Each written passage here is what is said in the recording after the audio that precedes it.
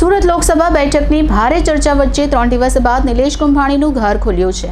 આજે તેમની પત્ની ઘરે પહોંચ્યા હતા ત્યારે ઘરની બહાર સરથાણા પોલીસ અને ક્રાઇમ બ્રાન્ચનો બંદોબસ્ત ગોઠવી દેવાયો છે। નિલેશ કુંભાણીનું ઘર 3 દિવસ બાદ ખુલ્યું છે ત્યારે તેના પત્ની ઘરે પહોંચ્યા છે, પરંતુ મીડિયાને જોઈ ઘરના દરવાજા તેમણે બંધ કરી દીધા હતા।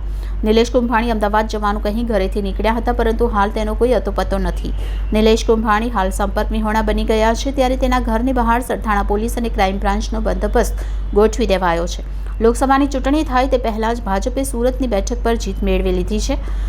ચૂંટણી અધિકારીએ સુરત લોકસભા બેઠક પરના કોંગ્રેસના ઉમેદવાર નિલેશ કુંભાણીનું ફોર્મ રદ કર્યું હતું, જે બાદથી જ નિલેશ કુંભાણી દેખાયા નથી।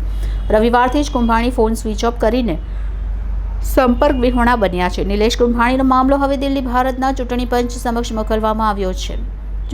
સુરત લોકસભા બેઠક બિનહરીફ થવા અંગેની સમગ્ર ઘટનાક્રમનો ડિટેલ રિપોર્ટ કેન્દ્રીય ચૂંટણી પંચને મોકલવામાં આવ્યો છે। સુરત બેઠકના રિટર્નિંગ ઓફિસર એવા કલેક્ટરે રિપોર્ટ ચૂંટણી પંચને મોકલીને કેન્દ્રીય ચૂંટણી પંચને વાકેફ કર્યા છે। ઉમેદવારી પત્રમાં ખોટી સહીના કેસમાં રાજ્યના મુખ્ય નિર્વાચન અધિકારી કોઈ પગલાં લે તે પહેલા માર્ગદર્શન માંગવામાં આવ્યું છે।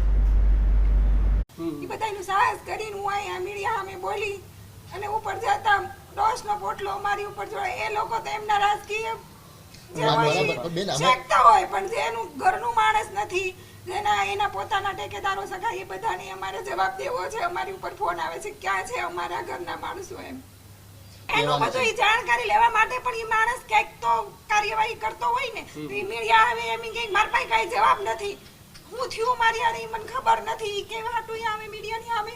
નહીં તમારી અમે નિલેશભાઈની વાત નથી કરતા, સુધી નહીં આવતા તમે કોઈ એટલી સેવા કરી અને તેની ઉપર તમે આ દોષના ઢોકલા ઢોળો છો। એ માણસને ટાઈમ તો આપો કે એ આખા ઘટનાક્રમને સમજે। એના જે લોકો છે એ બધા જે ગાયબ થઈ ગયા છે, એમને જે ઓળો છે એ બધાને સમજવાની ટ્રાય તો કાંઈ નથી। અમે કાલે ઇન્ટરવ્યુ આપ્યું ને એ નો આપવું જોઈએ, તમે જાઓ અહીંયાથી।